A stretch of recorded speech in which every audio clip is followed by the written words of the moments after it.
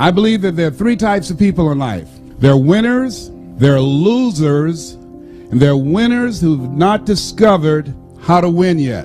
And these individuals, it's something about them that drives them, that they will invest in themselves. They go to seminars and workshops and lectures, and they're seeking, there's something in them that says, I can do better than this. That there are people who would be glad to be where they are and would be happy, but they're not. How many of you know if you had your life to live over again, you can do more than what you've done thus far? Raise your hands. I was reading a story about George Bernard Shaw, who was a very brilliant man in his day, and I love to quote him. But one of the things that was asked George Bernard Shaw that really resonated with me at the end of his life, somebody asked him, if you had to be anybody in the world, anybody throughout history, if you had the power to be born again, who would you like to come back as? And without blinking, he said, I'd like to be born as the man I never was. I like to be the man I never was, that I never became. Seeking to connect with that person. There's another person here that you're looking at. There's somebody else back there. And every chair in this place, there are two people in this place in every chair. You're in the chair with somebody else. There's another person back there. You know they're back there. And that person is the person that you want to become connected with. And sometimes you do. Sometimes you've had some experiences where you said, I can't believe I'm doing this. How many of you have ever done that, please? That you surprise yourself. Well, every time I speak, I see this as such a sacred opportunity. Because when I look back on my life, and this Les Brown that you see was in bondage for so many years, didn't come out till late in my life. How many of you ever thought about something you wanted to do? You felt it in your heart. You couldn't explain it. You felt it in your heart. And you talked yourself out of it. Raise your hand if you know what I'm talking about. I talked myself out of it. No one did it to me but me. The forte of fruiters is not in our stars, but in ourselves that we are underlings. I don't even know you. But I'm telling you what I know from my own experience. And greatness, ladies and gentlemen, greatness, it's a choice. It's not your destiny. Most people never discover their greatness. Most people, ladies and gentlemen, go to their graves living a life of mediocrity, living a life far below their potential. Oliver Wendell Holmes said most men and women go to their graves with their music still in them. Ladies and gentlemen, a lot of people die full of their dreams, full of talent, full of ideas, full of skills, full of intelligence and abilities that they never reached for. They never tapped. They never got into. They never used it. Never used it. And so how do we do that? What is it that blocks us? Well, I mentioned one. Mine was fear. Here's another one. I didn't feel good enough. I was comparing myself to other people. I didn't feel, because I didn't have a college education, and based upon my failures and disappointments in the past and things that I'd attempted to do and they did not work out, I built a very practical, realistic, logical case on why I couldn't have my dream. And so I want whatever dream you have, I want you to expand it, I want you to increase it, and I want to warn you, don't ask yourself how you're going to do it. How is none of your business. Don't get trapped there. And don't worry about failing. You're going to fail. You're going to make some mistakes. You're going to look stupid. Why? It's called life. Make it okay to fail. Dr. Benjamin Isaiah Mays says, it must be borne in mind that the tragedy of life does not lie in not reaching your goals. The tragedy lies in not having any goals to reach. It isn't a calamity to die with dreams unfulfilled, but it is a calamity not to dream. It's not a disaster to be unable to capture your ideas, but it is a disaster to have no ideas to capture. It's not a disgrace not to reach for the stars, but it is a disgrace to have no stars to reach. I say you got goals and dreams, things that you're reaching for, things that will make you stretch, things that will challenge you. I say don't lose that passion and that drive for life. It will keep you alive. I'm telling you what I know. Doctors looked at me 8 years ago and said, you have cancer. 8 years ago, they gave me 2.5 years. I was still here. I told my group of speakers that I trained, I said, I'm going to beat this, and this is a year. All of them said, okay, Lester, we believe you, man. We're believing in you. And then they start calling the person who manages my speaking program and say, will we get a refund when he dies? Because they were believing the numbers. See, the people that are going to reach their goals and dreams, not only do they have compelling reasons that drive them, because the thing that drove me, that kept me ahead of everybody else, I had some compelling reasons of why I was selling television sets, no money down. I had some compelling reasons that I'd go to a door at 10 o'clock at night and knock on the door. Hello? Yes? Who is that? Hi, would you like to buy a nice working television set, no money down? Boy, do you know what time it is? Yes, I do. It's 10 o'clock at night, and I take care of my mama, and I'm going to sell a television set tonight to somebody, and it might as well be you.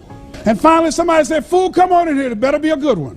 You got to have some reasons. Reasons will drive you. Reasons will give you comeback power. One of my good friends, Willie Jolly, has a saying, a setback is a setup for a comeback. A setback is a setup for a comeback. When they said you have cancer, one of the things that was different for me than everybody else, and I just finished doing a presentation called You Are More Powerful Than Cancer, was because of the fact that I listened to so many positive things. I went to so many lectures. I talked to so many people that were cancer conquerors. I asked them, what did you do? And when people said to me, oh, my uncle died of prostate cancer, my father died from prostate cancer, my mind said, well, that has nothing to do with me. I don't want to hear nothing about that. I'm not being insensitive, but don't tell me that. That's not my destiny. I got too much work to do. I got things that I'm supposed to accomplish. And so I had a mindset that, hey, I can beat this. I can get past this. Oh, no, I'm not going out like this. So you got to stand up in yourself. You got to fight. You will have opposition. Things going to happen to you in life. It's called life, and it's not personal. Stuff's going to happen.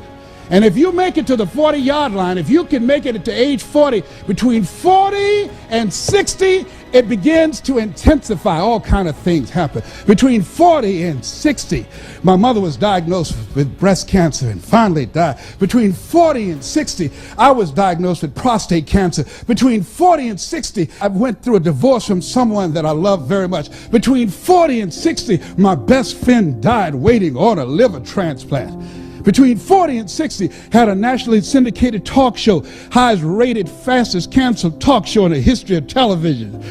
Between 40 and 60, oh, life put a whooping on me. My God, how many of y'all had yours already? Tell how many of you know what I'm talking about? It ain't personal. Don't say, why did this have to happen to me? Why not you? Who would you suggest? It's called life. And here's what the key to it, that you have to work on yourself. I read every book I could on how to heal yourself. I listened to every speech. I talked to people. I went to lectures. I mean, everything dealing with healing, I fed my mind. Life is a fight for territory. And once you stop fighting for what you don't want will automatically take over. Life is a fight for territory. And once you stop fighting for what you don't want will automatically take over.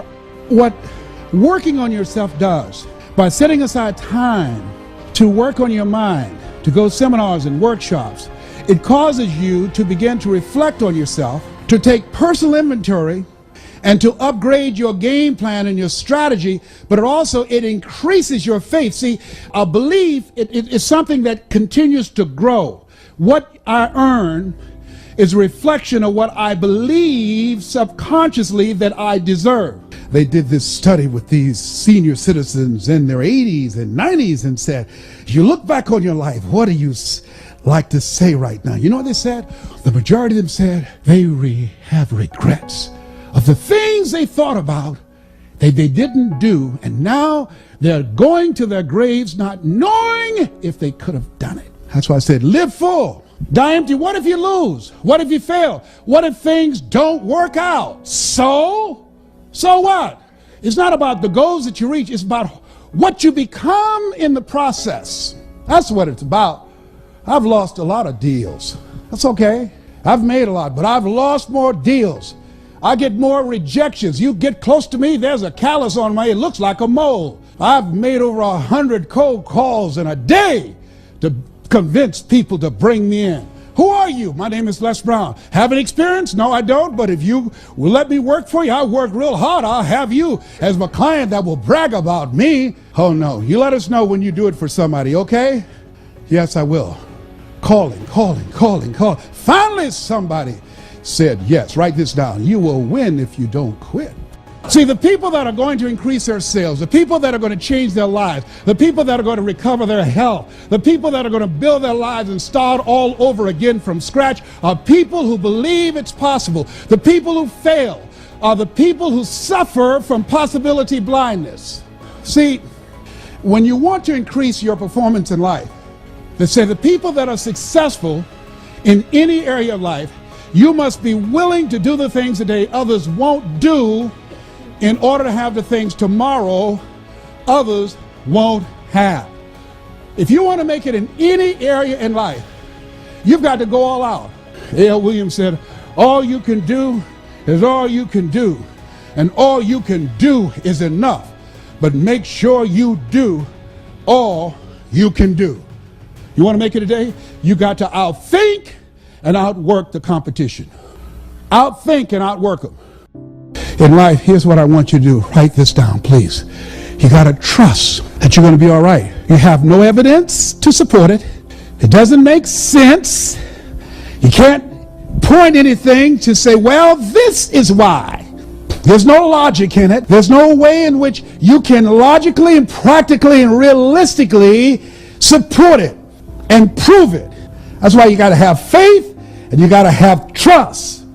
Somehow, some way, you've got to have that you're going to come through. And I can tell you, some things will begin to happen that you will not even anticipate. The phone will begin to ring. Deals will come out of nowhere. Somebody will recommend you. Someone you talked to years ago and gave them a brochure and put it on the desk, and somebody in their office came in and picked up your card or picked up your brochure and called you out of the blue. I remember years ago, I read an interview by James Brown. At that time, he was recognized as the hardest working man in show business. And it was my senior year, 1963. In an interview, they asked him, what was your greatest performance? At that time, his number one song was Please, Please, Please, Please. They had a cape and put it on his back. Baby, please don't go. And he would throw the cape off and run back on stage. He'd do the James Brown stuff. And he said in that interview, when they asked him, what was your greatest performance? And he said, the last one. The last one. See, you're always in competition with yourself. I'm working on being the best presenter I have never been. You're working on being the best salesperson you've never been. You're working on being the best father, the best mother you've never been, the best entrepreneur you've never been. There's somebody else in you back there. And as you work toward becoming that person, who you are right now must die daily. You've got to kill that person off. You've got to be willing to give up who you've been for who you can become, to release what Elizabeth Browning called the imprisoned splendor. The road will come as you take each step. That you're going to go into uncharted territory. You're going to do what Henry David Thoreau said. Do not go where the path may lead, but go where there's no path and leave a trail. You're going to break records. You're going to do some things when you challenge yourself, when you work on yourself, because you don't get in life what you want, you get in life what you are.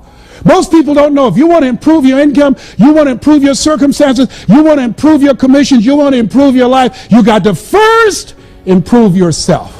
You got to first take the time to work on you. Zig talks about a lumberjack whose wood production dropped by 40% because he wouldn't take the time to sharpen his axe. Sometimes you have to believe in somebody's belief in you until your belief kicks in. Sometimes you have to believe in somebody's belief in you until your belief kicks in. I want you to think about your best year earning, your best year of sales, your best year of accomplishment, your best year of achievement. Here's what I know about you, and I don't know you, but from people that I've worked with and from things that I've learned and in my own life example, here's what I know about you. Whatever you have done is only a tip of the iceberg of what's possible for you. You can do 4 to 5 times more than whatever you have done. If anybody had told me, given my circumstances, born in an abandoned building on a floor with a twin brother in a poor section of Miami, Florida called Liberty City, if both my parents stood up now in the audience and say, hey, we're your parents, I would not know either one. Being adopted, labeled educable, mentally retarded, failing twice in school. If anybody had told me that in my future I would be speaking to you, in my future I would write books, in my future, even though I don't have a college education, I would produce 6 different specials for PBS and earn millions of dollars. In my future, I would have a nationally syndicated talk show. In my future, I would travel around the world and speak to over 80,000 people in the Georgia Dome. Nobody could have convinced me when I was working at Sears as a salesperson, when I was working for the Miami Sanitation Department as a garbage collector, making $8 an hour. No one could have looked at me when I was walking to empty their garbage and pushing that can forward and kicking it and getting up under it and moving it and straightening my back and walking with it to empty that stinking garbage in a truck with other men older than me and stronger than me. I did not know that this Les Brown that you see now existed. I didn't know. I feel that there's something bigger for my life. And I feel that at this stage of my life, only certain kind of people come see me. People that show up because we're cut from the same cloth, we're branches of the same tree. People who feel me in their heart. People who are strange people like me. You're strange. That's why you're here. You're different. Mr. Walsh said, Mr. Brown, yes, sir. You want to be successful? Yes, sir.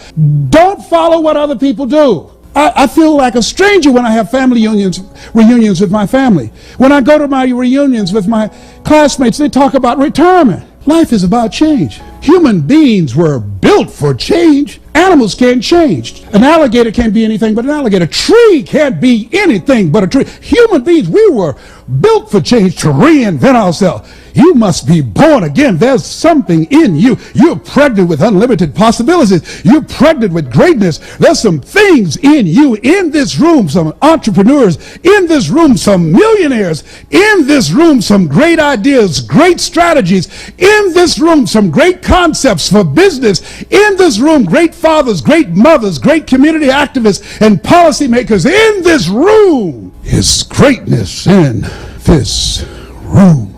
I don't know what your goals are. I don't know what you want to do. Here's what I feel. Here's what I have coming to me in my mind that I feel from you. And while you've taken this slice of your life to spend this time with me, to honor me with your presence, because time is so important. I believe that there's somebody in here that it's your time.